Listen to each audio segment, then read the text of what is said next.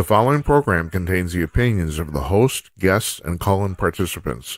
These do not necessarily represent the views of this show's distributors or sponsors. This program may contain obscene, profane, or otherwise objectionable language. Viewer discretion is advised.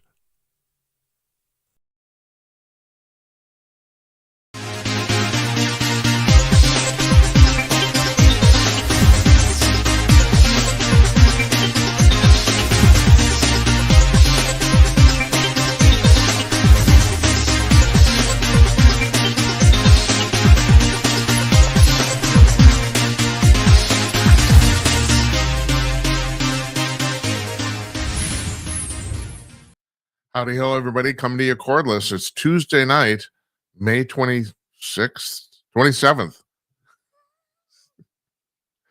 Will I ever get this right, ever? What the hell? It's Tuesday night, May 27th, 2025. I'm Jim Peters. Welcome to another edition of Jim Peters at Night.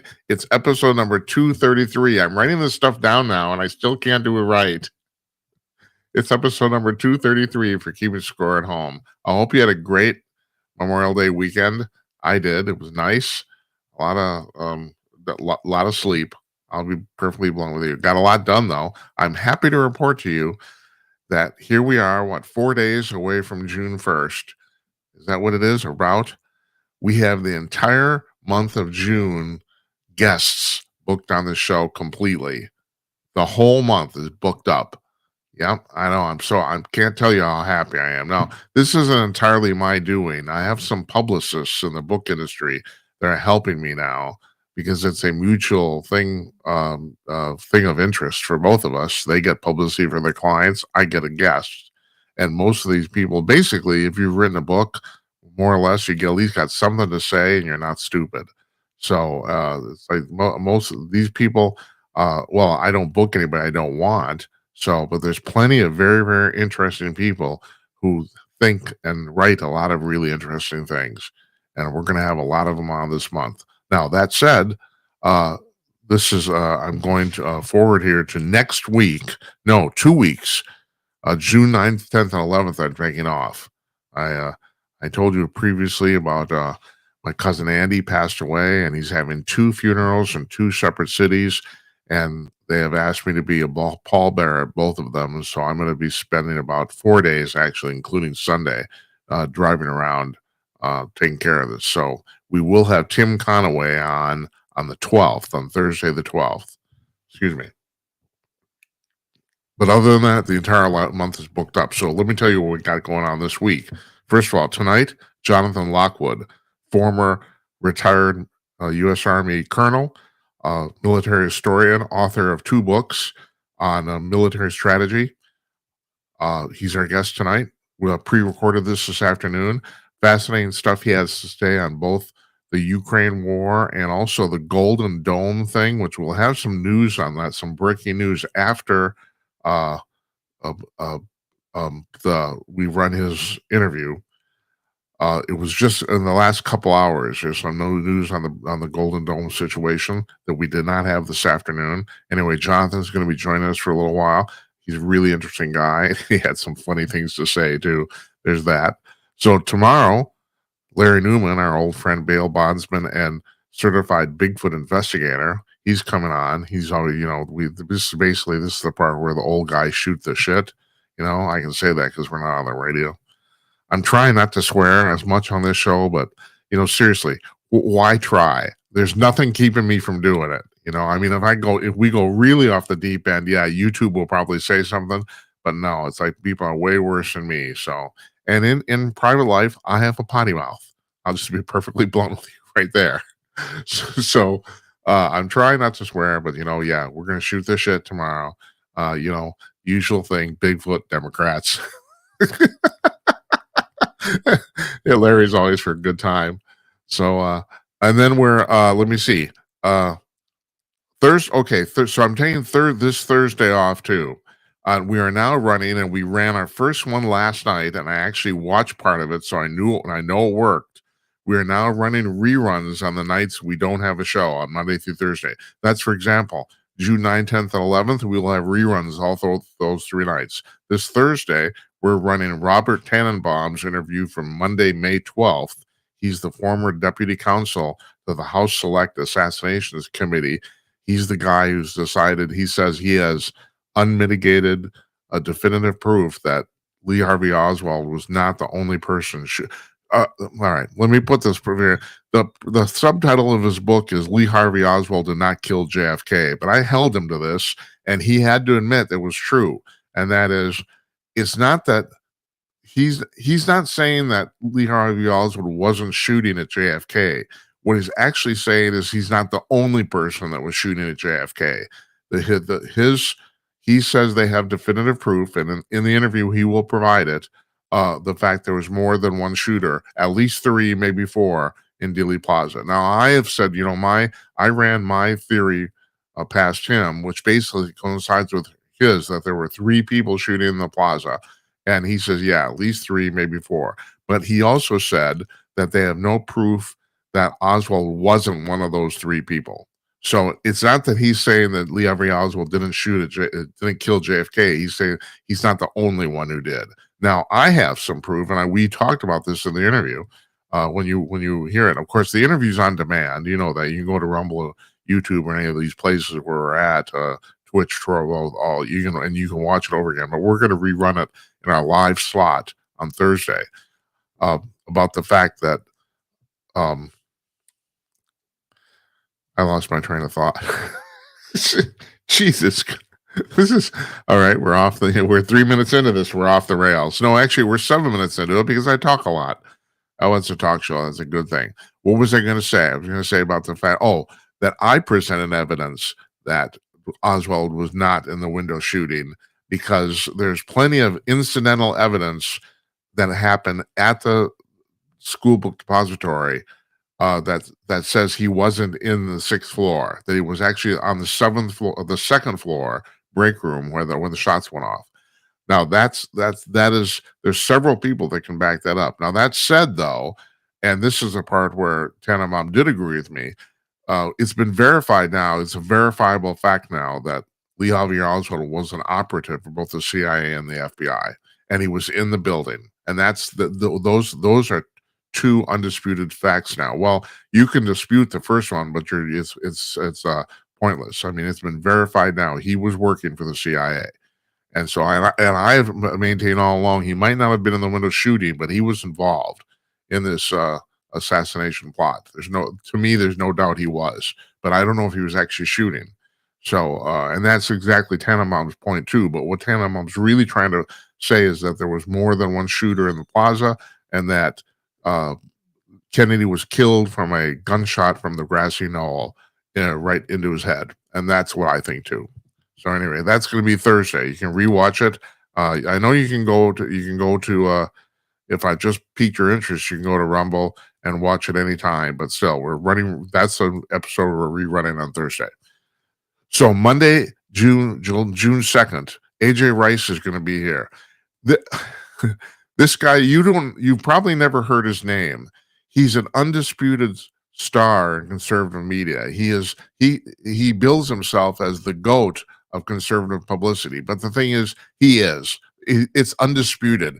You name somebody in conservative media or conservative politics, and AJ has either formally or currently represents them. I'm not kidding. I will read, when we start this interview on next Monday, I will read a partial list of his clients, and you will be blown away.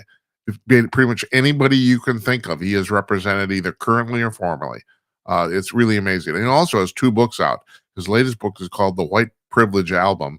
And both these books, the other one's called The Walking Dead, are basically, they're very comic. It's it's comedy nonfiction, but it's political comedy basically. And they're quite funny, and we're looking forward to talking to him a lot. This guy, if you talking about being plugged in, this guy knows. Now, we're doing that.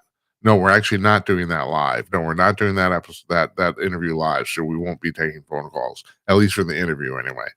That's on Monday, June 2nd. On Tuesday, June 3rd, Anton Chaikin is going to be joining us, and he has written a book called Who We Are, America's Fight for Universal Progress from Franklin to Kennedy. He has two volumes out of the three-volume book that's eventually going to be published. He has two volumes out right now. This guy's the former history editor of Executive Intelligence Review, and he also co-authored the George Bush, the unauthorized biography, the only real serious biography of George Bush Sr. And some people think it was the release of this this biography that made the difference of Bush winning and losing in '92. So yeah, that's on Wednesday, the June 4th. Jeff Meyer's going to be here, CEO and publisher of Calling News. Thursday, we're welcoming back Bruce Solheim. Bruce is an UFO experiencer and a prodigious author. He's a uh, professor of history at oh God, is it Claremont College in California? Or De I can't remember, but anyway, one of those smaller colleges in Southern California. I'm sorry, I can't remember. I should have written it down. Uh, and also, he's written quite a few books. I think maybe 14 now. He also claims that since he was a teenager, that he has been talking with an extraterrestrial named Anzar the entire time of his life, basically for the last 40 years. Now, he was on our show about a year ago. I have to tell you about this. I have friends who watch the show who don't buy any of this UFO stuff at all. They do not buy it. They think it's complete, utter crap. And Solheim comes on and talks about his experiences. And one of my best friends said, you know, I don't buy any of this, but I believe that guy. And that's true. That's the thing. His, I don't know how to put this, his, not so much his honesty, but his presentation is almost beyond reproach. And the guy's been around forever. He's been in the service. He's been teaching for he's been at this college, I think, for almost 30 years, I think now. And so he's in his 50s, and he still says he talks to Anzar almost every week. This is, you know, you can you can watch this and make what you want of it. You know, I think the guy's absolutely fascinating. He had two books out in April, just this last April, last month. One is an autobiography called Gig Line. These are graphic books too. I'm hesitant to call them graphic novels because this first one is not a novel; it's a nonfiction book. It's basically an autobiography of himself, but with pictures. You know, I'm not sophisticated, so I don't know what you call those pictures. It's a comic book. That's what it is. It's a comic book of his autobiography. Okay, and the other one is called Dr. Jekyll, Alien Hunter. That is a fiction book. That's a graphic novel about a woman who is advocating for UFO disclosure, and she's runs around and tries to finds UFOs. That's what that's about. Yeah. Okay. Yeah. All right. Shoot me. Just put me out of my misery. All right. Okay. So that's that. Like I said, we're taking June 9 to 11 off. We're not taking any calls tonight. We will be taking calls tomorrow when we're talking to Larry. We'll be talking to Larry live. You want to call up and ask Larry a question. You know, Larry is literally a Bigfoot investigator for the Bigfoot Field Research Organization, and he has seen some shit. So he got into this job as a complete skeptic. He did not believe in Bigfoot at all until he saw Bigfoot. So now he does. So yeah, he said he watched a family of Bigfoot through an infrared camera in the deep woods of the Ozarks for an hour in the middle of the night. He said it was so black you could not even see your hand in front of your face. But he said they watched this and it was plainly obvious through the camera. He did not actually see this, you know, directly with his direct line of sight, but he saw this through the camera. He watched this big family of Bigfoot, mama, papa, and baby Bigfoot for an hour. And he said it was plainly obvious what was going on. So, and he said from that point on, he was a believer. And so, yeah. And I guess I'm a believer. I'd say 60-40, it's true. I don't think that many people can misidentify bears that much. It's the same thing in the UFO community. I talk about this all the time. 95% of all UFO uh, spottings or identifications are not true. People are either sincerely they either sincerely misidentify something that's flying, or else they're making stuff up, or it's a hoax, or it's some mistakes been made, something. 95% of it. The problem is the other 5%. There's hundreds of thousands of those sightings in the other 5%. That's the problem at this point after 80 years. So, it's the same with Bigfoot. If 95% of those things are true, and then you don't even know the number of Bigfoot sightings that aren't reported. The thing that's happening right now, and Larry and I talked about this when we was on last month, about the fact that there's all over the United States, but especially near forests, people are putting up housing developments. Americans need places to live. I don't know if you ever noticed this. Americans have babies, and then we need places to live. So they're putting they put up housing developments either in or next to a forest. And there are people who say they see Bigfoot on a daily basis. They don't even bother to report this anymore. It's a common occurrence in their neighborhood. Everyone sees Bigfoot. They're all over the place, at least in these particular, housing developments. But it's like it becomes common. No one's rushing off to the BFRO to make a report.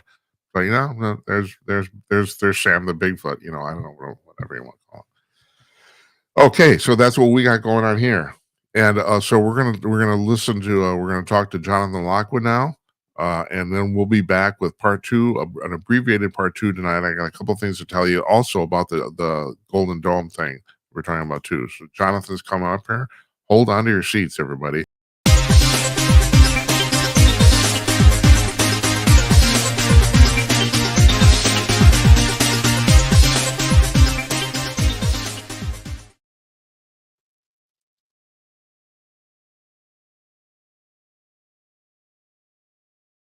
Joining us from his home in the D.C. area of Southern California, Jonathan Lockwood is here, military historian extraordinaire. How you doing, Jonathan? You look fantastic.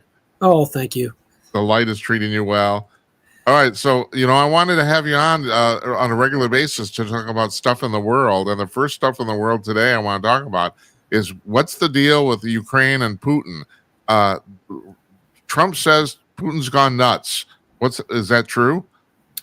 Well, from President Trump's perspective, he is encountering an individual whose mindset and outlook are totally foreign to anything he has ever experienced.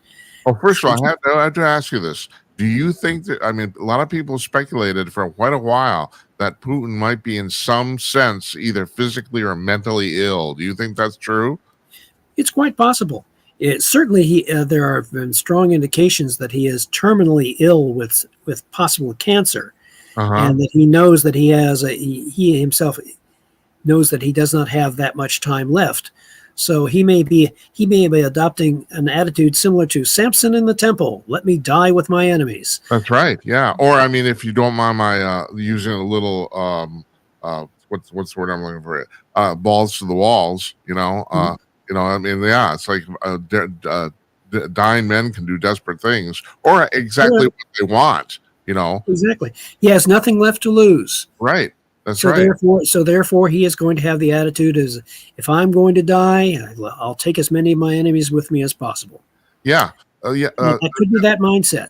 So it appears now, just as a casual observer working in my underwear in Minneapolis, it appears to me that he's decided all of a sudden that he wants to win the whole damn thing. Is that what's going on here?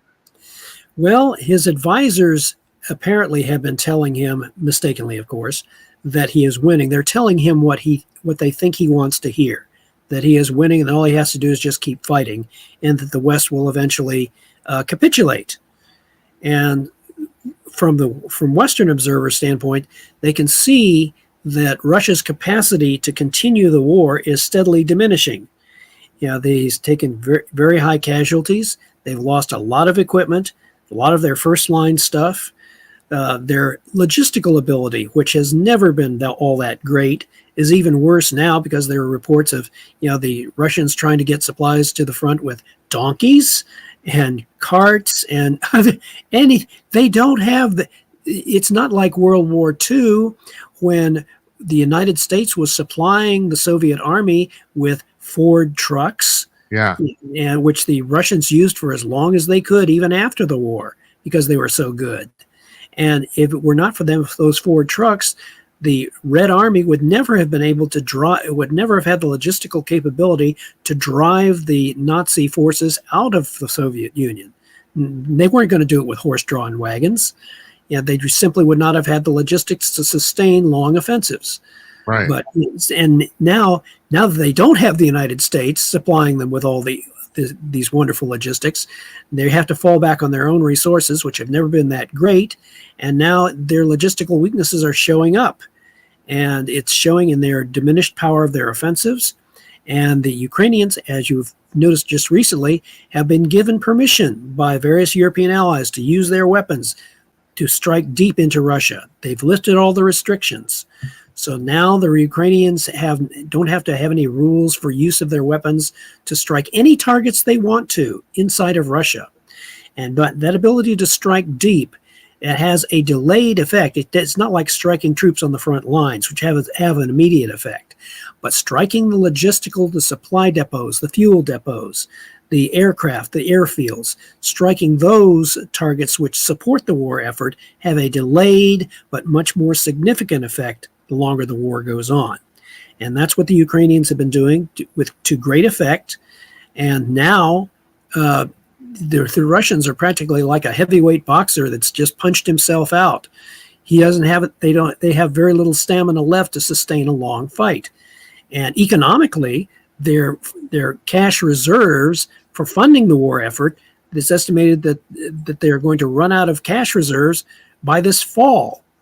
So they're going to be hitting the wall in a number of respects in a few months, which gives the Ukrainians, on the other hand, the opportunity at a time and place of their choosing to launch a decisive counteroffensive, say, for example, in what I call the center of gravity of this entire war, the Crimea. If they can launch a counterattack with strategic reserves that they've created, if they do that and cut off from supply and reinforcement, cut the Crimea off, the Russian occupiers in Crimea will be isolated. And therefore, when the Ukrainian reserve launches its counterattack against an isolated Russian occupation force, the Russians will be forced to surrender. And that would be a decisive operational defeat for the Russian army that they would not be able to explain away. They can't make excuses for it. And they would be, at that point, they are pretty much compelled to, declare victory and go home. Yeah, it would be very hard to imagine this small little country, and this war wasn't really expected to last for more than 2 weeks, and it's been 3 years now. They put up a hell of a fight. I have to admit, it's hard to imagine them winning against the Russians, but in winning, it was very hard for anyone to imagine them winning against the Russians at the beginning of the war. They thought Western analysts thought it was going to be a cakewalk, right? And the Ukrainians surprised everyone. Oh, yeah. By the way, there is something of a historical parallel to this. Finland, in the Winter War of 1939-1940, when Stalin thought they were going to be able to, just walk into Finland and take the territory that they needed to protect Leningrad, the Finns surprised them. They inflicted over 200,000 casualties on the Soviet army, and forcing Stalin to commit much more in the way of military forces than he had intended. Although they eventually, at high cost, forced the Finns to an armistice, the Finns preserved their independence. They gave them the territory that Stalin wanted, but they made the Russians pay a very high price for it. Hey, Go ahead, Jonathan. You were talking about the economics of Russia this coming fall. It just occurred to me. I don't know if even I understand what is the economy of Russia based on. Is it capitalist? Oil. No, but I mean it's a command economy. It's an authority. It's not a pure capitalist economy. It's not a market. It's not a market. But they still have to rely upon things like exports or oil exports in order to generate the foreign reserves and cash that they need to sustain their war effort. And in this case, because President Trump, to his credit, has, through his energy policies, driving the cost of oil down in conjunction with Saudi Arabia.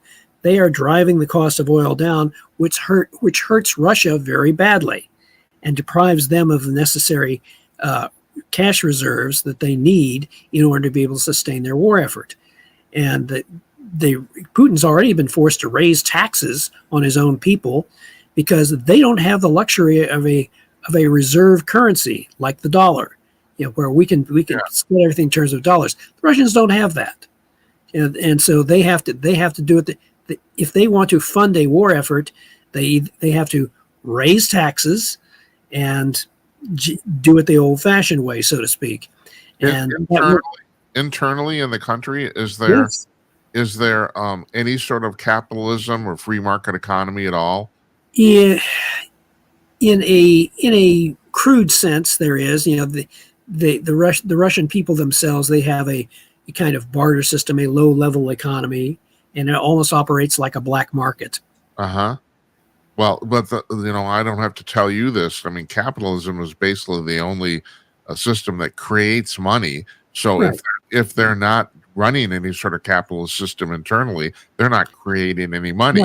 No, they're not. And Putin doesn't care about money or making deals in the sense that President Trump understands it, because Putin controls all the resources. He can get whatever he wants simply by central control, political control. It's not the same. It's not the same thing. So President Trump can't make a deal with Russia in the sense that a typical capitalist or typical business person would, because the Russians have no concept of contract. They have no concept of basically compromise either. They took our word for compromise, they transliterated it into Russian, and when you think of compromise, for example, what do you think of? Marriage. Excuse me? I said I think of marriage. Marriage is full of compromises. We hope. I know. Yeah, well, meeting. But you're thinking you're right. Meeting the other person halfway. That's right. That's what I think. You're giving up something in order to both sides get something of what they want. When the Russians translate compromise, they translate compromise as mutual surrender. Both sides lose. Right. Both sides are losing something. And that is distasteful to the Russian mindset. They don't like a leader who compromises or gives up anything. So if that's the case, then how was Trump expected himself to negotiate this whole thing? Because he did not understand the Russian mindset. So is he going to fail? Excuse me? Is he going to fail because of that? He's not going to fail in the sense of he has to alter his mindset. He has to alter his evaluation of how to deal with the Russians. Right. And right now he's angry, and he's very much reacting in a somewhat more visceral way to the way that Jimmy Carter, when he was president, and how he reacted to the Soviet invasion of Afghanistan. Before Afghanistan, Carter was saying, we shouldn't have this inordinate fear of communism. He tended to be very soft on Soviet intentions. When the Soviets invaded Afghanistan, which was at the peak of their nuclear buildup, therefore they saw the greatest freedom of action for them to use their own military power. Right. And when the Soviets invaded Afghanistan, Carter's eyes were opened. He saw the true nature of what he was confronting, and out of, shall we call it, righteous anger, because he imposed a grain embargo on the Soviets. He also boycotted the Moscow Olympics, and most crucially of all, he initiated the major defense buildup of U.S. military forces in the defense budgets, which all Ronald Reagan had to do when he came into office. All he had to do was step on the accelerator. Yeah. He didn't have to initiate it. Carter had already started it. I can give you a personal example of that. When I came on active duty back in September of 1980 as a 24-year-old first lieutenant with a PhD in Soviet area studies, they had I saw in the paper that Carter had announced as of October 1st, in just a few days, an 11.1% pay raise for all military. That was one of the largest peacetime military pay raises ever. And I said, well, thank you, Mr. President, but I'm still voting for Reagan. So, nice try. Yeah. Nice try there to get the vote, but no, we're voting for Reagan. Yeah. So in any case, but that was just part of the huge defense buildup in relative terms that took place during the 1980s. And Reagan's idea was simply to spend the Soviet Union into bankruptcy. That, coupled with his declaration of the Strategic Defense Initiative, which was dubbed Star Wars by then Senator Edward Kennedy, and because of that, the declaration of the Strategic Defense Initiative, I looked at the Soviet reactions to that based on their reactions. They were terrified of the Strategic Defense Initiative, even though Reagan made very clear this is a research and development effort. The Russians weren't buying it. They thought it was real. There wasn't even any sort of offensive component to it. It was strictly defensive, wasn't it? Right. And what was fascinating about that, in a book entitled "Inside the KGB," by Christopher Andrew and Oleg Gordievsky, a KGB defector. In that book, that published in the mid-1980s, in April of 1985, according to Gordievsky, the KGB sent a report evaluating the U.S. SDI program to Gorbachev. And their evaluation was that the U.S. SDI program would eventually be able to block 90% of Soviet missiles in a first strike. And there was no way that the Soviet Union could keep up with this capability. Right. If you don't mind my saying so, getting back to where you're talking about Reagan outspending them, they also couldn't keep up because they couldn't generate any money to do so, or relatively speaking. The CIA had predicted, to their credit, in an open source report, they predicted that the Soviet economy, based on the Soviets' own figures, that the Soviet economy would be flatlining or reaching zero growth by 1985, and they would reach a crisis. Right. And when you combine that with the other factors, that SDI combined with the Soviet economy stagnating, that was enough to eventually cause the Soviets to have to engage in serious negotiations and retrenchment. And eventually it led to their own collapse due to their system's own deficiencies. Right. So let's bring that to China then. So China's they have 1.6 billion people. They have about 5 times more bigger population than we do. So they have a lot of people working. They're generating a lot of tax dollars, relatively speaking. But once again, and this, people talk about all the foibles of capitalism, and there are many, but I always say it's the least flawed of all the flawed systems. And the one thing capitalism does that communism and socialism simply can't do is it generates money. So if you have a command economy is what they have. Centralized command economy. Right. And for a while there, and I can't remember the name of the premier who was promoting it, they did in the 1980s to roughly 2000, they did kind of have a quasi-capitalist economy that worked great for them. But Ping seems to have shut that down. So how are they going forward? How are they going to get money? Are they going to just rip us off? They're also going to be in very serious trouble because of their population growth policies. Those one-child policies. Yeah, those are coming back to haunt them. They're undergoing population decline. Right. Now, can you tell me something? Am I just naive? Didn't that occur to them? I mean, it occurred to me. I thought, what are you doing? Well, guess what? In a centralized communist bureaucracy where obedience is tantamount to survival, no one was going to challenge the wisdom of that policy internally, not if they wanted to live or have a career worth anything. So they just went along with it.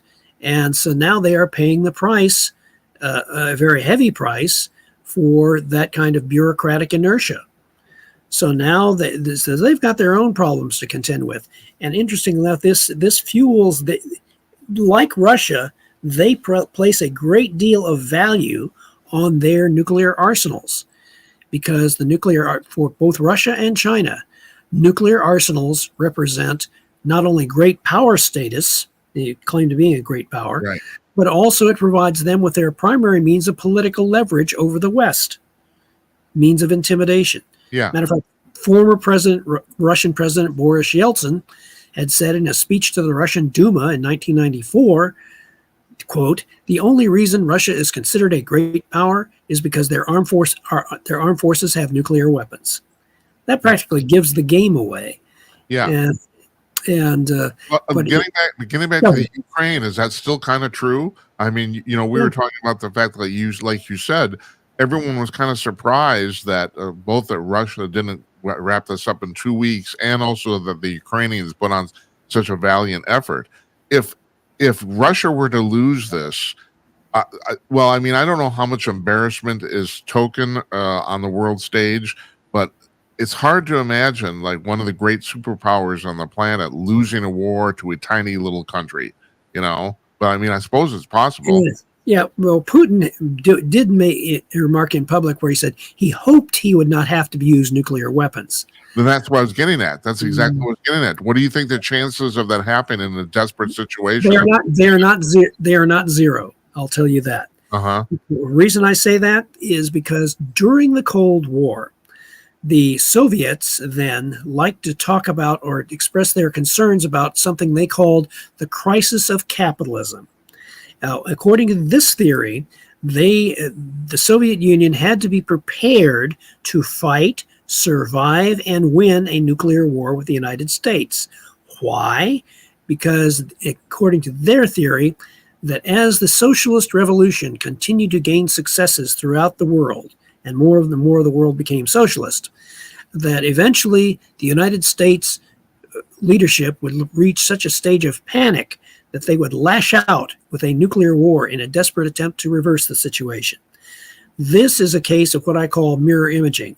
They were projecting their own thinking, their own outlook. Yeah. So it says if they were in such a desperate situation, therefore they had to be prepared to fight, survive, and win a nuclear war. SDI to the Soviet leadership then, that represented to them the United States was actually moving towards a nuclear war fighting strategy, be able to fight, survive, and win a nuclear war. And they were going to use American technology to make that happen. So this is why they are, that Putin, he has been using his nuclear arsenal, which they call, the Russian name for it, Ядерное устрашение сил, which means nuclear intimidation forces. All right. Okay. We don't have an exact word for deterrence like we do. Right. Instead, they use the word устрашение, which means intimidation. Uh-huh. Tells you more their intent for using it. So you notice they've been brandishing their nuclear arsenal and making reference to nuclear escalation potential all during this war in Ukraine. Yes. And so they are not embarrassed about brandishing that nuclear arsenal, which technically they have the numerically most powerful. But then when you combine all the other nuclear arsenals of all the opponents arrayed against them, we actually have the numerical advantage. So it's kind of illusory. Let's bounce around a little bit Sure. on that nuclear theme. Let's go to India and Pakistan now. Now that's the thing. I've tried to explain this to our audience here. I don't think the average American knows how much these two countries hate each other. I mean, it's really, really, it's bad. It's racial, ethnic, religious, ethnic. You got Hindus versus Muslims. And they're right next to each other, and they both next to each other. They both have nuclear weapons. Correct. So this is just like it's been like a tinderbox for like 40 years, and it's never really gone off. Well, do you think both sides have matches? Yeah, that's right. Do you think there's any chance somebody will pull the trigger at any point? It's not zero. You can't. Yeah, I like to assert in my book on the Lockwood analytical method for prediction. The central philosophy of my book is the future is the sum total of interactions of free will. so that every action by every actor at every moment in history has the potential to affect the future in ways either subtle or dramatic. So if India and Pakistan, if their leaders were ever confronted with a situation where they believe that their survival depended upon their launching a nuclear strike first, that's where you have your period of maximum danger. But what would it take to actually come to that conclusion? I mean, I don't know enough about the actual inner workings of those two countries to understand exactly, what's going on there. You would have to. That would require an analysis going to the intelligence community, to the national, to the ODNI, and going to classify their classified assessments of the perceptions of India and Pakistan vis-a-vis each other. And they would have to be looking. They would be looking for indicators, indicators which the United States would have to pay very close attention to. If these were to occur, then in the estimate of these analysts, there would be a very high risk of nuclear war beginning. At least that's if the national intelligence community is operating the way it says it should be. So again, it's what happens behind the scenes in the classified realm. Right. Which you can get about 80% of the picture from open sources, from sources that don't require security clearance. You can get a pretty good idea of what's going on, but it's that hidden 20% that can make all the difference. I've heard this thing I read about there's this on the border of India and Pakistan at several points, at several crossings, they do this daily ritual where basically the guards on both sides kind of sort of like mock harass each other. They've been doing this for years, and it's actually good natured, I guess. But now I guess things have gotten so tense they've canceled them. They've stopped doing this. Good thing, because someone might take it too seriously and carry it one step too far. I guess that's the problem. Yeah, let's go on to you've been talking about the SDI thing. So now we got the Golden Dome. So is this going to work? Do we have the money and the technology to do this? And do you want to explain to everybody what this is generally? Yeah. Now, the Golden Dome is when Hegseth was talking about supporting President Trump about it, that he said SDI was President Reagan's visionary concept of a strategic defense for the United States. And it was the intent at the time was to explore through research and development the possibilities for creating a strategic defense for the United States. And the Russians, again, they read too much into it. They thought it was a real development program. Now, Golden Dome, 40 years later, 40 years later, technology has advanced considerably. The means for constructing a near impervious defense against nuclear missiles, the components are all there, and but like the situation in World War I, I'll use a historical analogy there. World War I, there were several major technological advances in warfare that the Allies and the Germans tried to introduce in order to break the stalemate. The developments were the tank, the airplane, radio communications, poison gas, infiltration tactics, which were developed by the Germans. And by themselves, they were destructive and had limited success, but they were not properly integrated into a combined arms doctrine that could result in a decisive breakthrough. I'm going to stop you for just a second. This really fascinates me about the fact that, and I was been aware of this previously, the Wright brothers flew the airplane for the first time on December 1903, and only 15 years later, we were using them in warfare. I mean, it was basically almost experimental stuff, and they were already using it. Yes, I find that just fascinating. And one of the Wright brothers lived to see the full culmination of the use of air power in World War II. That's true. That's right. Dropping of the atomic bomb. He lived to see the culmination of what he had invented. Yeah. And that was. I talk about this all the time because I'm an aviation nut. People don't understand this, and that is, there's a possibility that some Frenchman or somebody in Russia actually flew a device like for over 30 seconds, before the Wright brothers did. But that wasn't really the point. The point is they actually invented the airplane, we're still using the same principles they were using on the Wright Flyer 120 years later. It's really amazing. I know. It is. I had to interject that because it really fascinates me. So, but it is fascinating because those individual technological breakthroughs, it had to wait till after World War I, where the defeated Germans, in their experimentation and wargaming and other studies, they integrated and pulled those developments together and created what eventually would become known as Blitzkrieg doctrine. Mm-hmm. That would be, and they tested it in the Spanish Civil War of 1937-38 successfully, and very, very few Americans could see what was coming. There were a few select ones who figured it out. But then in World War II, they unleashed Blitzkrieg doctrine on the Low Countries and on France, and had very good success with it, at least up until 1942. Yeah. But in the same way, if we take that now into the 21st century, we have all these technological developments that were emerging during the 80s and the 90s, and then while I was advocating in my book, In the Russian View of U.S. Strategy, that it would eventually be possible to create what I call the Worldwide Strategic Defense Matrix, WSDM, WISDOM. That would be a repudiation of the doctrine of mutually assured destruction, going from MAD to wisdom.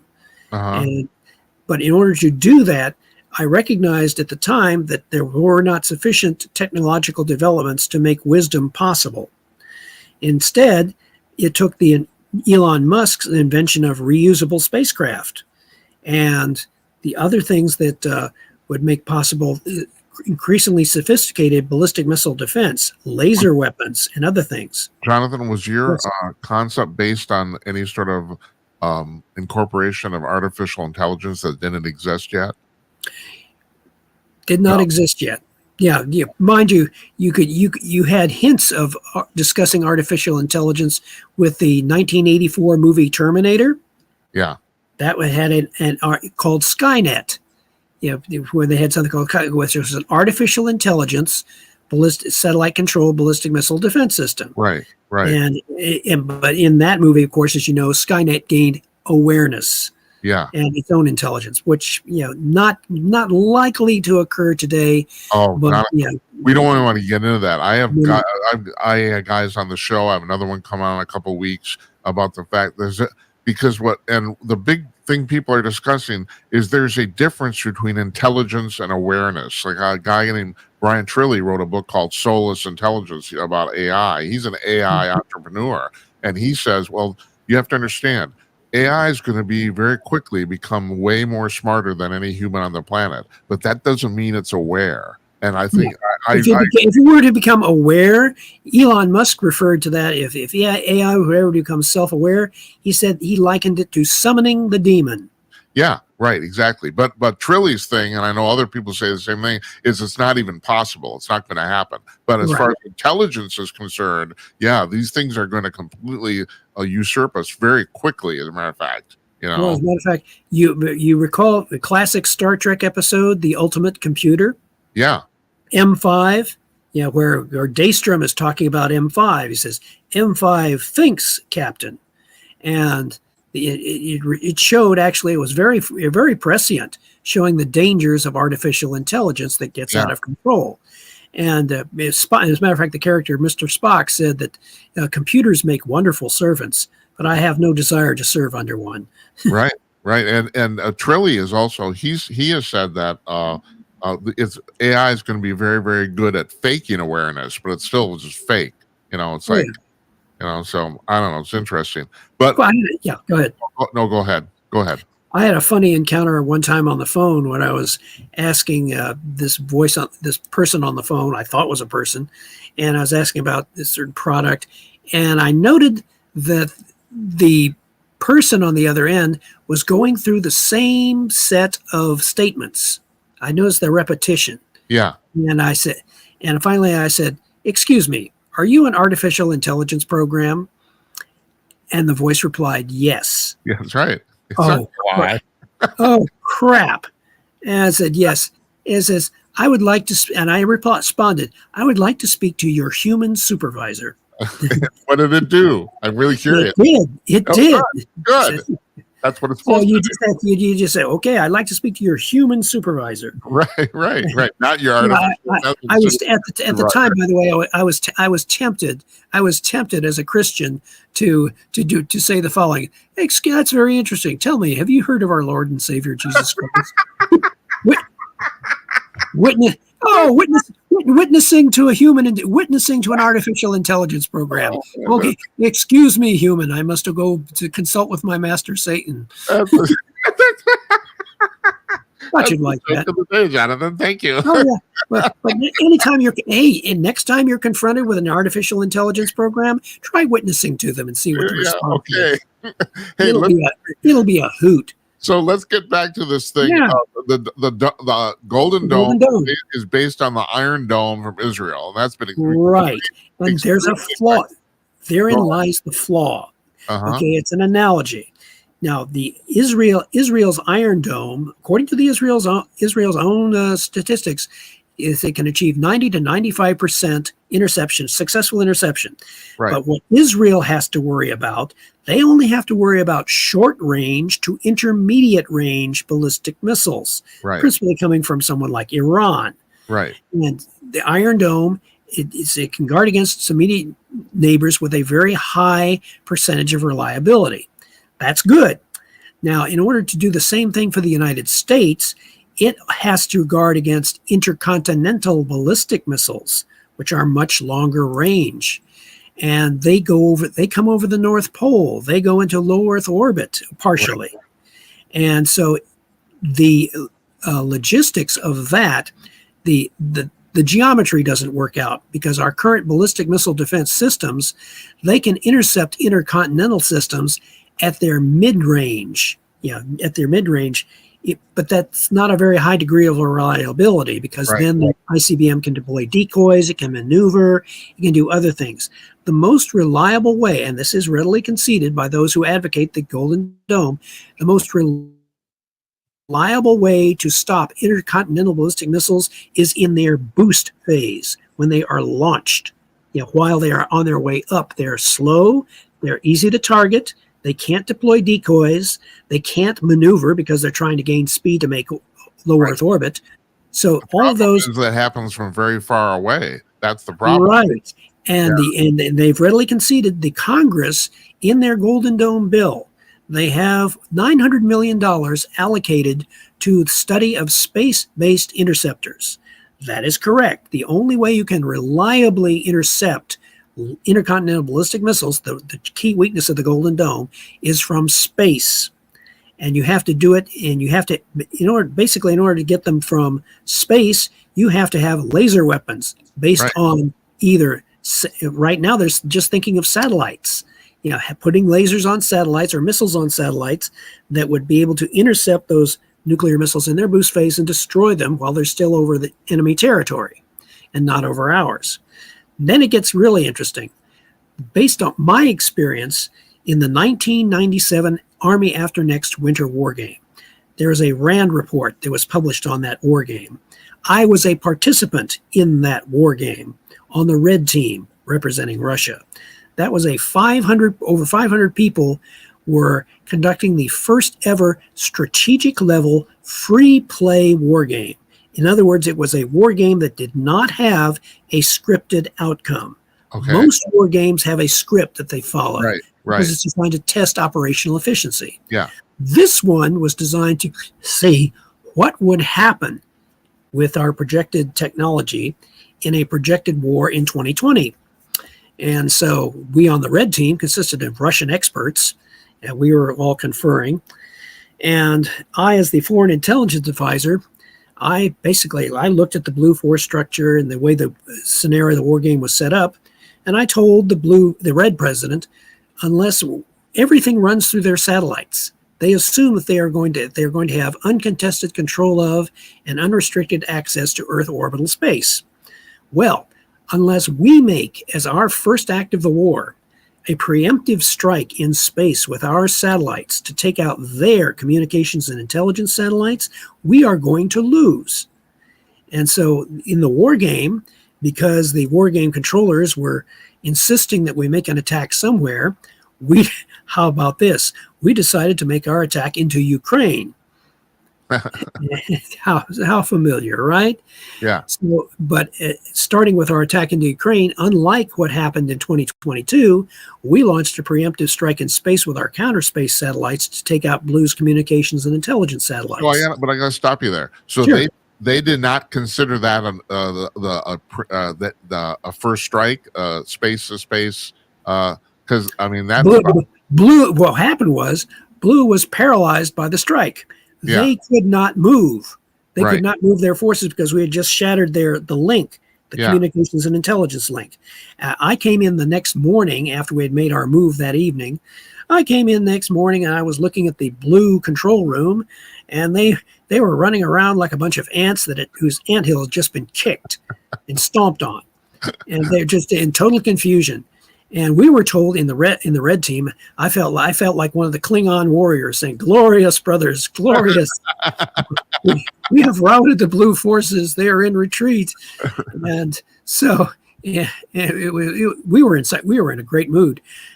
They told us that absent intervention by the war game controllers, Red had just won the war. I was going to say, cut to the chase. Did you guys win? Well, here's what happened. There's something that has occurred in other war games when controllers don't get the results they want. They decided to change the rules. Oh, yeah, right. They set the war game back to just before we executed our strikes, and the war game controllers, the white cell, said that those red strikes in space weren't as effective as was originally calculated. Right. So they gave Blue some capability, and they also assumed that Blue was still just as effective after the strikes as they were before the strikes, which is ridiculous. Right. So Blue is magically driving Red forces out of Ukraine, and the Red president, I won't reveal his name because I protect his privacy, but he was outraged. He saw this as a whitewash, that the people in charge were just trying to cover up and whitewash the whole thing so they could, because a lot of defense contracts were depending on the outcome of this war game validating what they were planning to do. So he turned to me and he said, "Well, what can we do about this?" So I went over to our ASAT guys. I said, "Okay, how many ASATs do we have left?" I said, "Oh, we have about 30. I said, "Good." What is that? What are ASATs? ASATs, anti-satellite weapons. Right. So I said, "Oh, good. Put high-yield nuclear warheads on those ASATs and put them in low Earth orbit." So we put about those 30 into low Earth orbit, and we detonated them all simultaneously. When you detonate 30 high-yield nuclear warheads in low Earth orbit, you get lots and lots of electromagnetic pulse. Oh, yeah, right. And in the war game, it did two things. One, it totally fried the space infrastructure. Space was useless. Right. And also, it knocks out all communication, right? Yes. Right. And it basically, according to the war game controllers and everything else, the nuclear attacks in space in the after action report, said the nuclear attacks in space took us back to 1950 in terms of technology. Yeah, right. And they asked us in the red team, they said, "Why did you do that? Now nobody can use space." And our response was, "It hurts you a lot more than it hurts anyone else, because Blue is so obviously dependent upon uncontrolled and unhindered access to space." Yeah. So if you zero out space, if you're getting a lot of advantage from space and your opponent's deciding to zero out space, it's a net gain for the opponent. This is why Congress, by the way, was recently concerned about the possibility that Russians might be putting a nuclear weapon in orbit. Well, right. And the thing is, getting back to your actual war game, if, them changing the rules, I hope somebody learns something from this. I mean, it's like... No, the RAND report. The RAND report isn't going to talk about that. The RAND report just dutifully reported but since I was there, I had insights as to what was actually going on that says, okay, we have a serious lesson to learn here. When you have the big lesson, which the people who are thinking about putting together a golden dome need to learn, is that when you put satellites versus satellites, because that's what they're talking about right now. Yeah, right. A whole bunch of satellites up there, no space fleet, just satellites versus satellites. You have created an unstable hair trigger situation in low Earth orbit, kind of like having a Mexican standoff in low Earth orbit. Right. The side that fires first has a decisive advantage. Right. That's what we will create if we go along the direction that the tentative planners are currently thinking about, trying to create all these satellites to defend against nuclear missiles. It creates an enormous incentive for the Russians and Chinese to preemptively strike in space with their counterspace satellites. Are we looking at any sort of like space fleet of actual? Not yet. Yeah. You're talking to the only person, arguably the only person in the world who right now in public who is advocating we need to create a space fleet. SpaceX can provide that space fleet. It's just it would be a matter of the Pentagon, Hegseth, saying to SpaceX, Elon Musk, we would like to buy 12 of your Starships, 12 of your Falcon 9s, and 12 of your Falcon Heavies to create a space fleet, which the way I've designed it in the force structure would be capable not only of sealing the hole in the Golden Dome, or being able to shoot down nuclear missiles in low Earth orbit, but we'll be able to do so more quickly than people are currently imagining. Because right now, all the conventional experts are saying, well, this is going to take years, a decade to construct. President Trump wants to construct it, have a viable Golden Dome defense by the end of his term. The only way that he can do that is by doing something he hasn't been told yet, to upgrade the Space Force with a space fleet armed with nuclear lasers, which you can do a lot faster than building a whole bunch of satellites, and a lot more cheaply too, because the Starships are already there. I was just saying, it wouldn't be that hard, would it? It's not as hard as people think. You would probably just leave those things in orbit permanently, and then you could have Space Force Force Guardians manning those. We've already shown that we can resupply the Starships. Yeah, right. Just like we resupply the International Space Station. Right. Basically, once you have those Starships you could have a minimum of 4 that would have a shield system in place. Uh-huh. And you supplement that with satellites. But you have that, and you would have achieved, you could tell President Trump, will have achieved what the military calls initial operational capability, IOC. That's the starting capability we want to reach. Then full operational capability, that's when the space fleet reaches its maximum projected strength, and you have a fully operational. That's when you have something very similar to Israel's Iron Dome, in which the Golden Dome defense, reinforced with a space fleet, could intercept 90 to 95% projected, probably even better, of nuclear missiles. And once you introduce something like that into the strategic equation, people are saying, well, if the Russians or Chinese launched an all-out attack, and if even one missile got through, that would be a disaster. Well, that's a ridiculous argument. Yeah, it is. Of course it is. It's ridiculous. You build a defense, and then, if you launch an attack, not only do you not know how many of your missiles are going to get through, you don't know which ones will get through, but you do know that if you don't have a viable strategic defense of your own, you are going to be absolutely pulverized by the combined nuclear strikes of the U.S. and NATO. So, so the thing is now in Israel during this recent Hamas war, Golden Dome, like you said, from what I understand, stopped about 90%, 95% of all the missile strikes. So a few did get through, but it's like, okay, but that's still way better than all of them. Exactly. And the thing is, it did not prevent Israel from retaliating in devastating fashion. Yes, right. And it's a much smaller scale, and it demonstrates the truth of what a sound ballistic missile defense can do, what it can do for you. And it also fulfills one of President Trump's desires. He wants to be able to get rid of all nuclear weapons. Well, the way you do that, you must render nuclear weapons impotent and obsolete That's right. through ballistic missile defense. Once they've been rendered obsolete, by the way, and if Russia, China, and North Korea say, well, we'll build our own strategic defense, our response would be, knock yourselves out. Yeah, right. Exactly. That's because the point. Knock yourselves out. Go ahead and build a defense. In the Right. meantime, if you don't build a defense, you remain vulnerable to our nuclear forces. Correct. If you do build a defense, well, you've wasted a lot of money because it's not our political objective to destroy you. Right. That's right. So That's exactly the point. We're not going to do that. Right. And so we have them either way. Yeah. And then you force them. And at that point, the leaders of Russia, China, and North Korea, and probably Iran, will all have to start channeling Mr. Rogers and learning how to be good neighbors. And that is a perfect place to end this.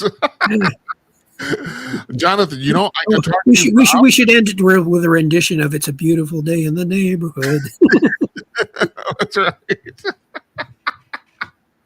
Oh yes, send that song over to them and see how they react. Are they crazy? Yeah. We have so much more to discuss. I'm just going to have you back. That's all there is to it. There are lots more things which can be discussed off of this topic and off of others. There are many. The Trump administration has many strategic options in front of it, more than most people are aware of. Mm-hmm. And it is very important. Now, I happen to hold, shall we say, one of the keys to the kingdom in that I know I've studied what their perception of our strategy is. I know what they fear. The one thing that our listeners should take away from all this is that the one thing that the Russian, Chinese, and North Korean leaders fear more than anything else is they fear the potential of American technology to neutralize the one thing that makes them significant powers, their nuclear missile arsenals. Yeah. And right. President Trump is determined to do that. Now all we have to do, and what I hope to be able to do, is to be able to let the Trump administration know, by the way, I want to help you. I want to show you a more effective way to achieve what you are trying to do more cost effectively and faster than anyone dares imagine. Right. So very quickly, could you talk about your two books? We'll put them up on our blog again. We've done that before. Great. There are two books. I recommend for our listeners. Number one, to gain greater insight into and background as to what is going on, and two, if you happen to be looking for a good way to get to sleep at night if you're having trouble, is I know. I'm such a character. The Russian view of U.S. strategy, its past, its future. It was originally based on my doctoral dissertation from 1980.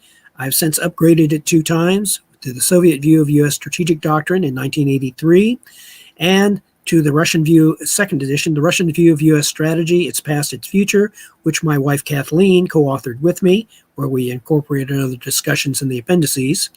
That can be bought on Amazon Books.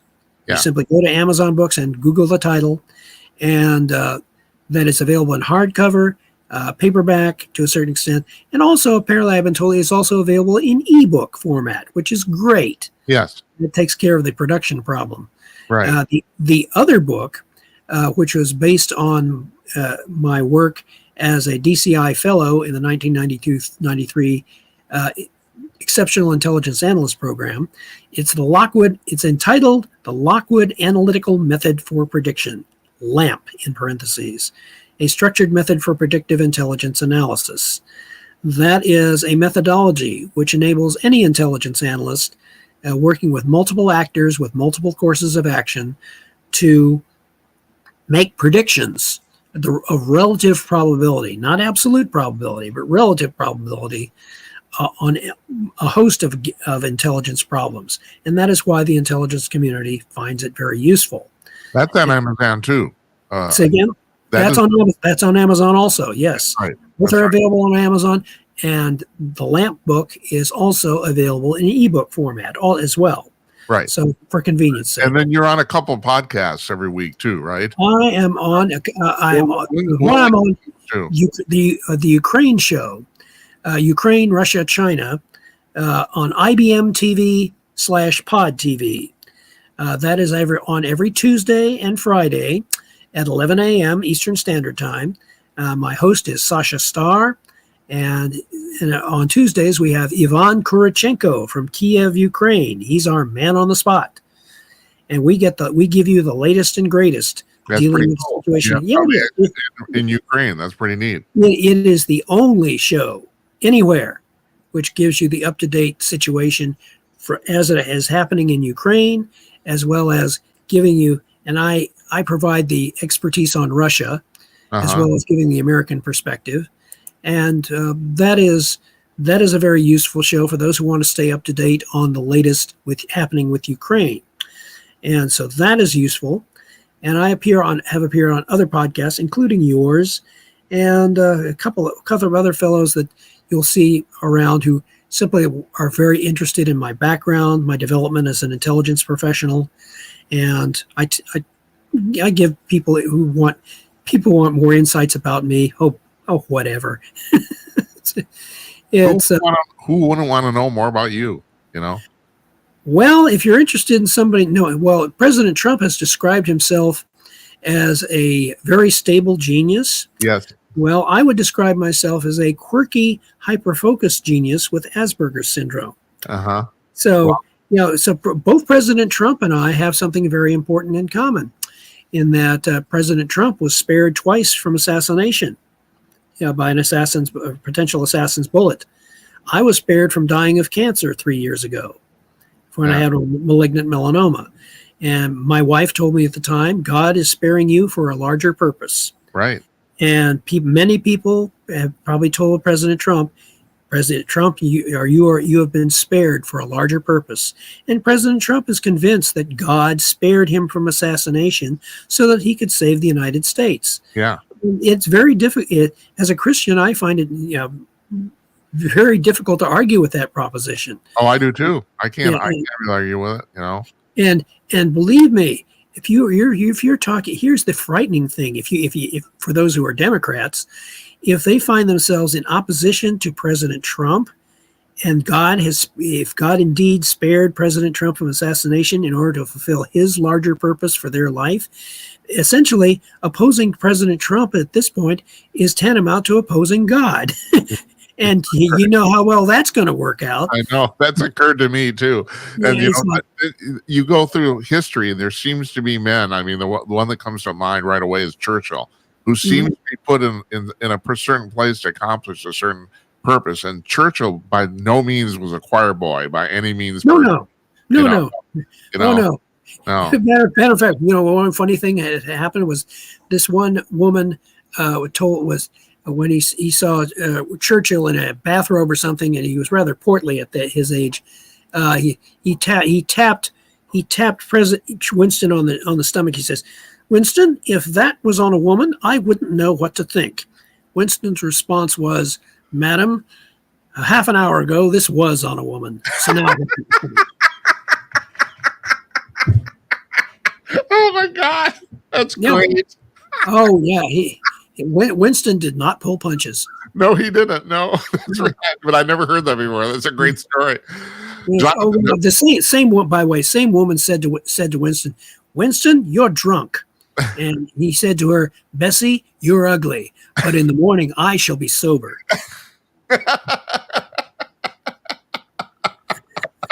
So. Well, I think I've given you your maximum endorphin dose for today. Yes, you have. Thank you. Yeah, we'll put your books and your podcast on our blog. We'll put links up, and we'll. I want to. My plan.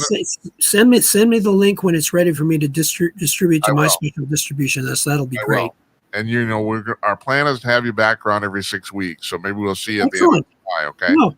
There should be plenty of things going on between now and 6 weeks. Exactly. At the rate things are going. That's pretty much exactly what happened this time too. I mean, we booked you a couple weeks ahead of time. I thought, no, by the time it rolls around, there'll be plenty to talk about. There was. So yeah. We got it. Right. You take care, man. We'll talk to you soon. You do the same. Thank you. Thank you.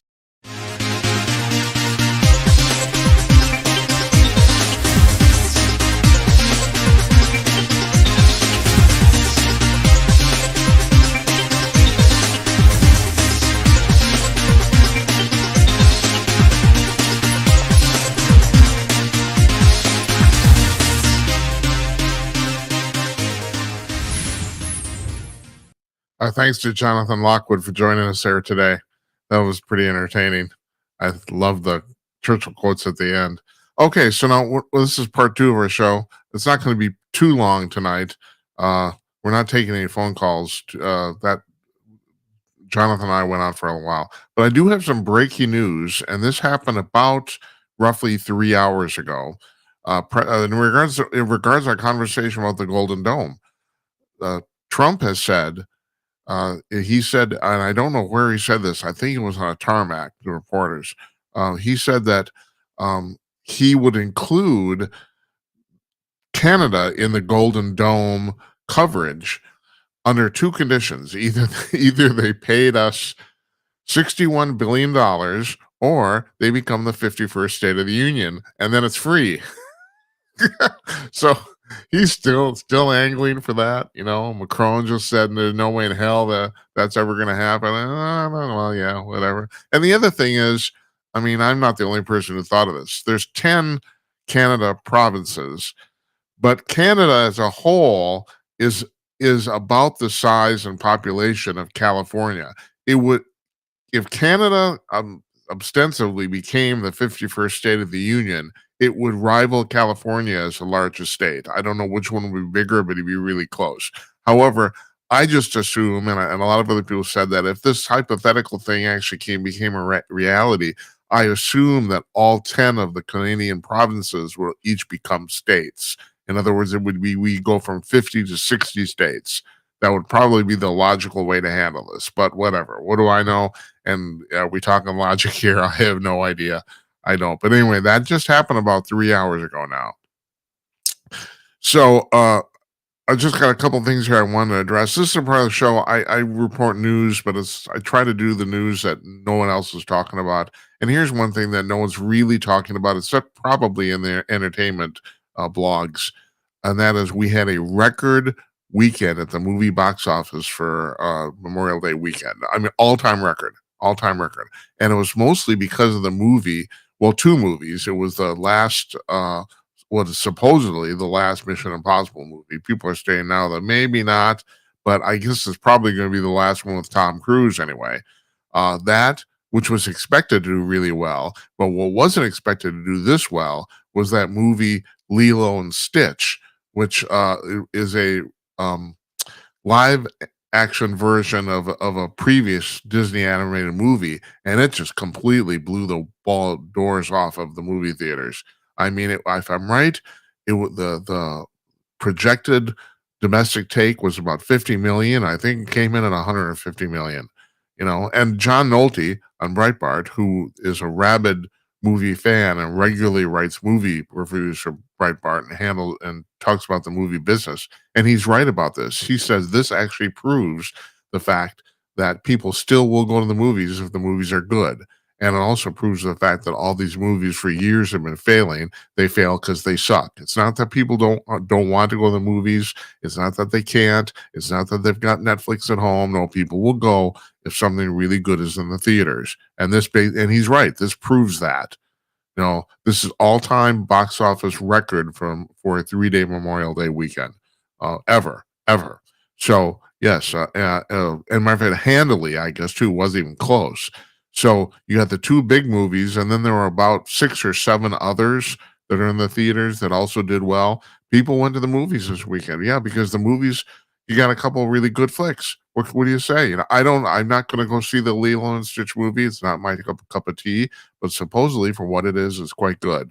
And Mission Impossible, I'll pass on that too. But people like those action flicks, and that series has always done well. This is, I think, the 9th installment. I know, believe it or not, Cruise has done this 9 times now. I know. Well, I shouldn't say this. I know this. I'm trying to conceal somebody's identity here. I have a cousin who's a very well-known assistant director in Hollywood. She has worked on a slew of Oscar-nominated movies. I could actually name the list. You've heard of all of them. These are blockbusters, and she has worked with Tom Cruise. And she agreed with my assessment. And my assessment is, and I'm not trying to really, it sounds like I'm bashing Mr. Cruise. I'm not. This is my honest assessment. I don't think as an actor he's particularly talented. And my Assistant director cousin says, "Well, Jim, you're right, but there's a reason he constantly gets hired." I said, "What is that?" She said, He is the single most professional person you'll ever work with in your life. He knows the names of all the crew members. He's always on time. He knows the script. He hits his marks. He never complains. People love working with this guy. And the thing is, when you're at that level, you would think, well, people put up with a lot of crap to deal with talent. No, it's the opposite. People want somebody that's reliable and isn't going to mouth off, because you just spent your life. If you're a director, you're probably 50 years old. You spent your 30 years of your career, and you've only directed 6 or 8 pictures, because that's how hard it is to get these jobs, and you don't want to deal with crap. And the opposite of this, I mean, there's all sorts of slew of people you can think about. Was thinking about came to mind because working with Kevin Costner was Sean Young, the actress, who completely blew her career up because apparently she's impossible to be around. Now, I don't know if that's true. I'm saying allegedly, because I've never met the woman. I've never worked with her. I never asked my cousin about her either. My cousin, I actually think, did work with her, but I never asked her about it. But Sean Young is basically what you would colloquially call, or supposedly her reputation is that she's a pain in the ass. And you notice she hasn't been in a movie like for 20, 30 years. So, and she was a highly regarded actress when she was coming up. But yeah, so that's the thing. Mr. Cruz probably isn't the most talented actor in Hollywood, but he delivers on time and on budget. And God damn it, when you're spending $200-300 million on a movie, that's as important as everything. So God bless him. And like I said, I did not mean that as an insult. I didn't. It's just that, he, like a lot of people, he makes up for it in other ways. I mean, we all know the people who are supremely talented who are also either lazy or didn't want to work. And the opposite blows people out of the water every time. You can make up for lack of talent simply by working really hard. You can. And I think he's a perfect example of that. So anyway, I'm bringing that up. So the box office this weekend was very good. We got that. Uh, there's a guy named Nick Clegg who's been involved in the tech business here in the United States for quite a few years now. He is saying that, or he's talking about the fact that a lot of creative artists, speaking in the movie business, are now complaining about the fact, or actually they would like to see copyright laws in place so that AI can't train off of current uh, their clients or people's current work. So I don't know if you don't know how this works. The way I just heard this just today, I thought it was a great analogy. Um, AI is not programmed. AI programs are not assembled as code. They are grown in the sense that it's technically what's called a large language model, but when they're talking about language, they're not necessarily talking about English or even computer languages. They're talking about input. So the way AI works is that you send your AI program out on the internet, and it basically devours everything. It reads every single thing it can find. It watches every single movie it can watch, all that sort of stuff, and then it comes back and it stores it, which is one of the reasons AI needs such enormous, colossal data centers, because you got to store all this material, and you need a boatload of electricity to plow through it. And that's the reason I use Copilot, because it's free with my operating system. No other reason. It seems to do all these things now seem to be more or less similar, although I'll get to them in just a minute. That may not be true. But I'm constantly asking Copilot questions. And if you run any of these things at all, Chat GDP or whatever, Copilot's actually based on Chat GDP. It gets an answer back to you in about a second, maybe a little less. So how can it do that? Well, it can do that because and most people don't understand this either. This is the way web search works. When you go to Google and do a traditional web search to look for a web page, when you hit the input button, you hit the send button, it does not go out onto the internet and look for what you're searching for. it searches its own data center because what Google and Bing and anybody else, well, they're basically the only two real major search engines left anymore. Uh, Even DuckDuckGo, I think, uses Bing. I think, I'm not sure. They basically have a copy of the internet stored on their local servers, their local computers, their local servers. So, and not the entire internet, because about 80% of it is only visited by a handful of people. Some of that's what's called the dark web. So some of it's more or less private. It's never been linked to anything, that sort of thing. We're talking about the vast majority of people are searching like public stuff. So the public internet, for lack of a better term, it's like I said, that definition is nebulous, is basically stored in a data center at Google, and it searches that. And that's the reason it can do that so fast. That's the reason. I mean, I've always been just amazed at how, you can get results from Google search in like a tenth of a second. It's really amazing. And same thing with, I think AI is equally amazing. It takes a little longer, but we're still, like I said, we're still not, usually it's hardly ever longer than a second that you ask it anything. So the reason is it stores everything on their local servers, and that's the reason it costs so much money. Now what Nick Clegg is talking about here is it might be, and you need the Supreme Court to figure this out, because, and I'll be honest with you, I'm a pretty big expert in copyright law. I spent the majority of my career in the entertainment business, and I had to learn copyright. I'm not a lawyer, but I had to learn copyright law, and I was involved in music. And God in heaven, if you know anything about music rights, it took me 20 years to actually figure this out.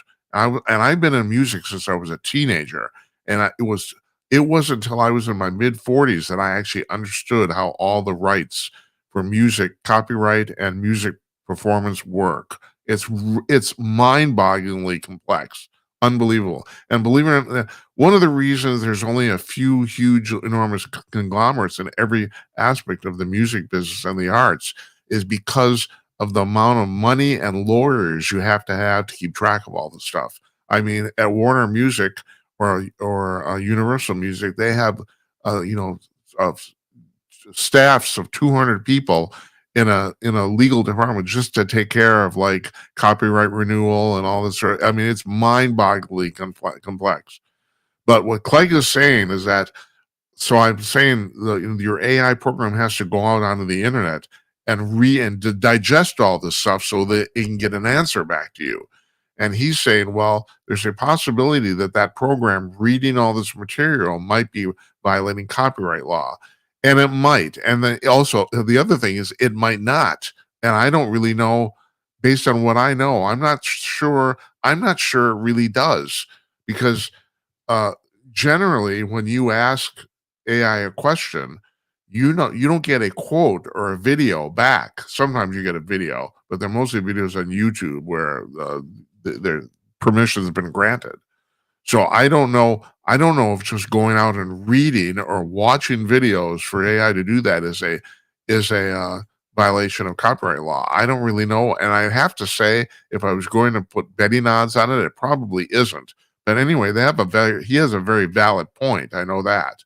I don't know if it would be ruled in his favor, but he's talking about the fact that he, well, actually, his point was the opposite. He said that if people wanted to do this, actually, like, maintain or toll bridge this sort of situation, or what's the word I'm looking for? Supervise AI doing this, it would be impossible. AI could not work because it was literally couldn't function. You need so many permissions to do so many things. The whole industry would come to a standstill, and he's right, it would. And I also, like I said, if I had to put betting odds on it, I'd say it is not a violation of copyright. So I don't know, but he's addressing this issue here, and I want to tell you about it because it's important. Because AI is going to end up running the world. Now we've had people on the show, quite a few. We have another one. I can't remember. We have an AI expert book later on this in June about the fact. But Brian Trilly is the guy who comes to mind here, because I communicated with Trilly quite a lot after his interview, and he was maybe on 6 months ago. He's written a book called Soulless Intelligence, which I'll be blunt with you. You want to go to Amazon. It's the single best book I've read on AI overall. Yeah, it's the best book. And what his contention is, or the question he's trying to answer is is AI ever going to become sentient? And of course, you need to define sentient or consciousness or whatever. He is, however, and most other people are making a distinction between sentience and intelligence. And his his contention is that AI is going to become very quickly. Matter of fact, I'd say within 2 or 3 years, it will be more intelligent than any human on the planet. But that doesn't mean it's aware or that it's conscious or that it's sentient. Matter of fact, excuse me, it can fake that stuff really well, actually, but it still doesn't mean it's actually sentient, but intelligent. Oh yeah, yeah. No, it's like, and all sorts of people talk. I saw there's a guy today. I'm just going to try to have this guy on a show who was on Fox Business who was talking about the fact that he thinks that AI will eventually kill all humans because and he said it's not that they will become malevolent, it's like they have no use for us, those machines. And actually I think he's wrong, because the thing is they have uses for us, because and he's even talking about once you put AI inside a humanoid robot, well then you don't need a human body. I don't know if that's true. I don't. So there's a lot of people think a lot of different things about this. I don't know if it's gonna get dangerous, but it's gonna get quite murky for sure. That's for sure. And also, so I'm gonna end tonight with this. I thought I'd show this to you guys. There's a guy in Norway who woke up one day and he found a tanker in his backyard. Look at that. I actually had two pictures queued up, but I had to get rid of the other one to put Jonathan on. So yeah, that's yeah. This ship ran aground, and there he is. That's his house there, and that's the bow of the ship, and it's pretty big. Yeah, how'd you like to do that? Yeah, good morning. You want some Rise coffee? Yeah, okay, fine. Yeah, I'm just amusing. I'm just a guy amusing myself on the inner tube. That's all I am. So tomorrow night, Larry Newman's going to be here, and we will do, as I say, we will shoot the shit.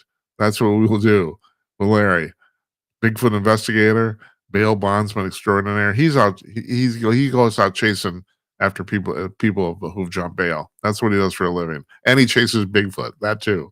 He does both those things for a living. All right, fine. Somebody's got to do it, and that's the reason I talked to him. I've been talking to Larry now for years. He's a great friend of mine. I love him. And you'll love him too if you've never seen him. So tune in and watch that. And so Thursday we're taking off. We're running Robin Tannenbaum's interview from May 12th about the JFK assassination. He was there. Well, actually not in Dealey Plaza, but yeah, he was with the House Select Committee on Assassinations. He was actually involved. So he's got a new book. Book isn't coming out till I think June 10th. I think, yeah, we actually got him ahead of time. So yeah, I want to thank Jonathan Lockwood again. We're taking calls tomorrow night with Larry. Yeah, Larry's not going to be on live. You call up. You want to talk to Larry about Bigfoot, whatever. I have no idea. Whatever you want to do. Afterwards, part 2, we'll take calls too. We love to do that. Love to talk to you. I talked about this last week. Most talk show hosts who take calls usually, there's the standard in the industry, the standard line is that you want to give people a subject to call about, and I don't want to do that. I want you to call up and talk about whatever the hell you want to talk about. And people say, well, the thing is, you got to prompt people. Well, maybe you do, maybe you don't. I don't want to. And it's my show. I don't want to do it. So you call up. We'll talk about anything you want. You want to talk about your marriage. You want to talk about Bigfoot. The UFO you saw. You want to talk about Joe Biden. I don't care. Whatever you want to talk about, I'm game. So yeah, call up tomorrow. Okay. I'd like to thank you folks for watching. Really appreciate it. Good night, Uncle Donnie, wherever you are, and good night to you, wherever you may be. We'll see you tomorrow night, everybody. Take care.